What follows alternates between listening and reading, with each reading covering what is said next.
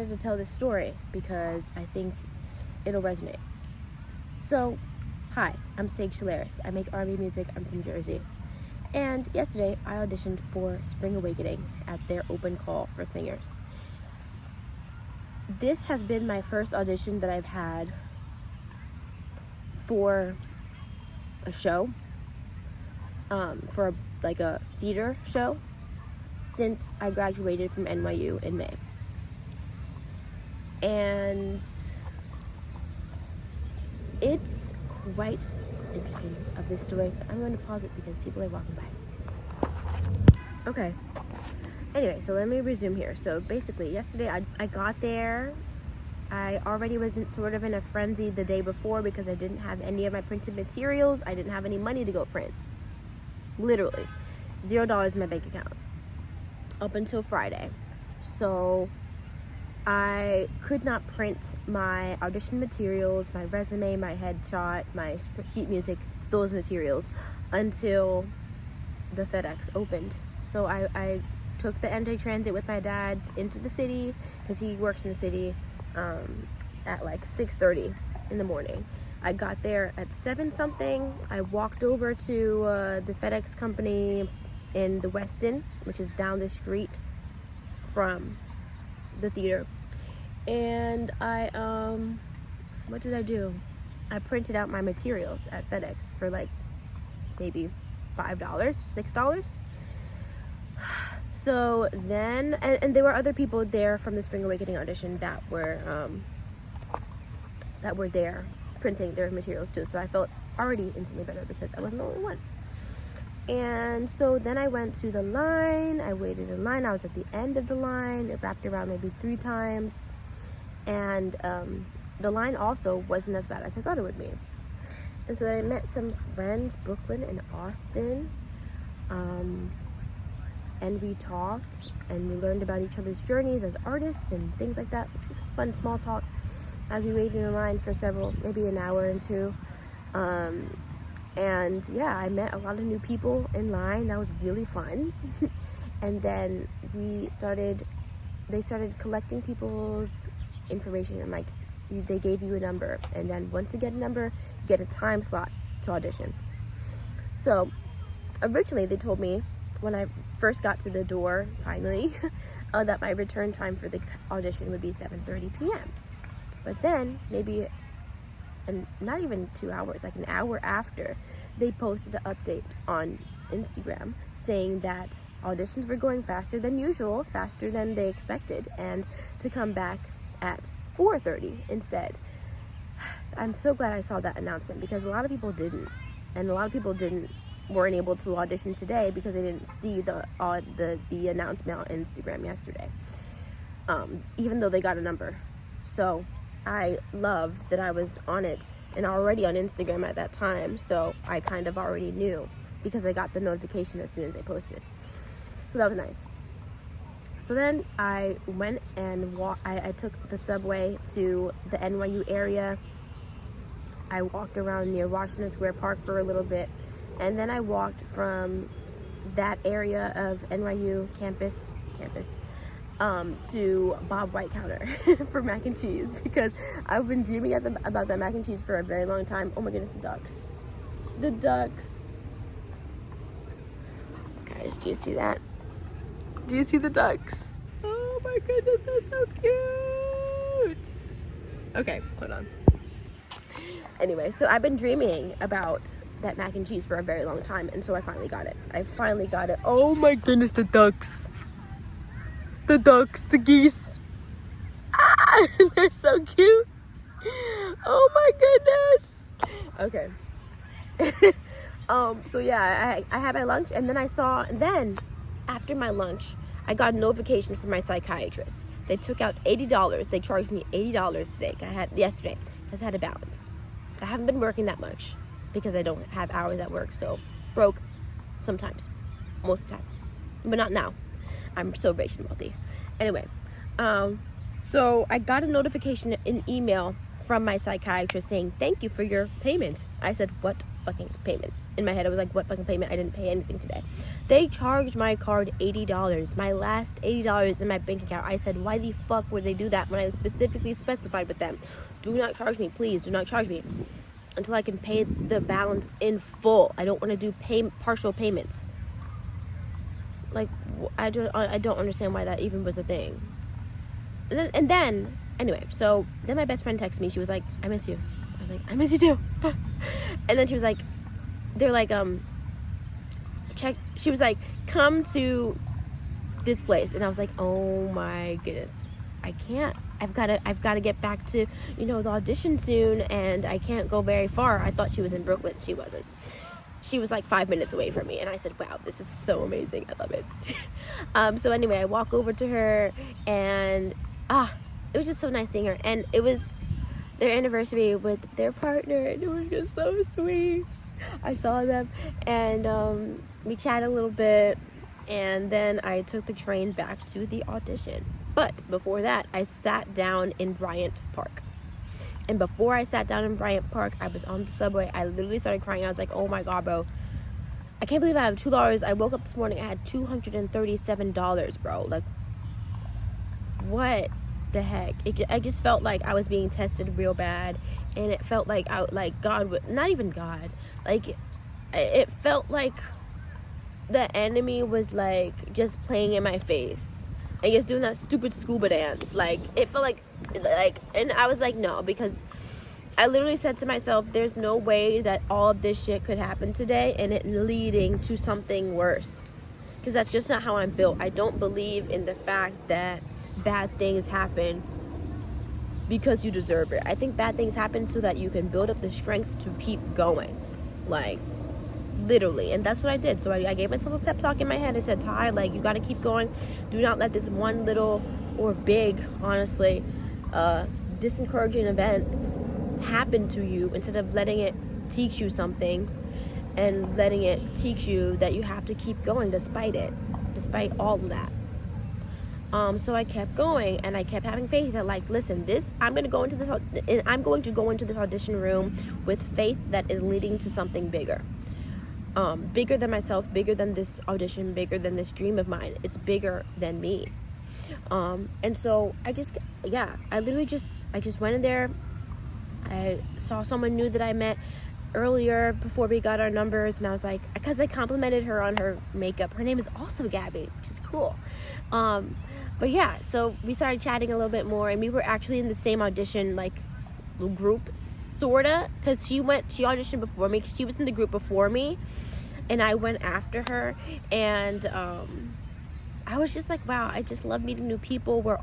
I feel like I spend a lot of my time feeling really weird and awkward, but like being in a room full of theater kids and like real artists, like, it reminds me that I'm not weird. I'm just around the wrong people sometimes. Like, I wasn't always with my people, with people that understand my brain and things like that. So anyway, so we're waiting. All the groups are getting called in to give their headshot, give their number, give their resumes to the casting people in the room, in the auditorium that we were waiting in, the theater that we were waiting in. Yeah. And so I was one of the last groups to be called in. And I said, okay, I'm getting a little bit nervous, but I'm really excited. I'm more excited than I am nervous. But then, when I got to the audition room, in the green room, in like the holding space, right? The holding space. Steven Sater walked out of the room. Before Steven Sater walked out of the room, the casting person was like, you guys got the best room. And that's all I said. I was like, ooh, we got the best room. I'm thinking like it's just a really nice room. No, the reason why we got the best room is because Steven Sater was in there, the creator of Spring Awakening, the writer, not the original play, but like the musical that was on Broadway. He's the writer and director of Spring Awakening, that version, and also the one that's going to be doing it this year as well. So I was like, dude. So then my heart started racing real fast, and I was like, oh my goodness, I gotta calm down a little bit. But I was so excited too. So I took some deep breaths. I grounded myself. I went over the song in my head a little bit more, and I kind of just reminded myself, like, I deserve to be here.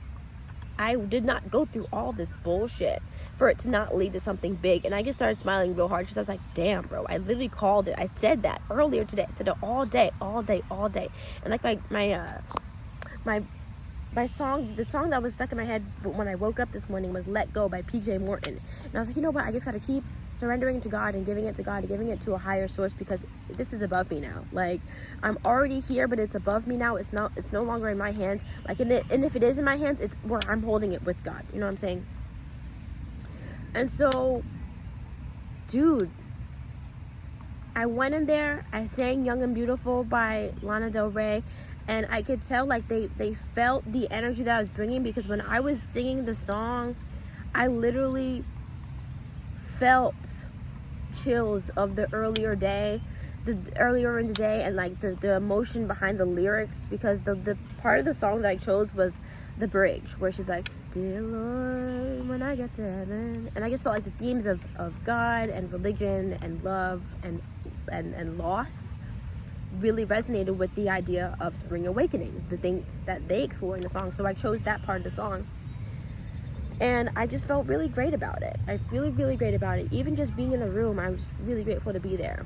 And I woke up yesterday morning, and I was like, I'm open to all possibilities of wherever this audition leads to that are good and for my well-being. And I left it at that. I lit my candle, I said my prayer, and I gave it to God.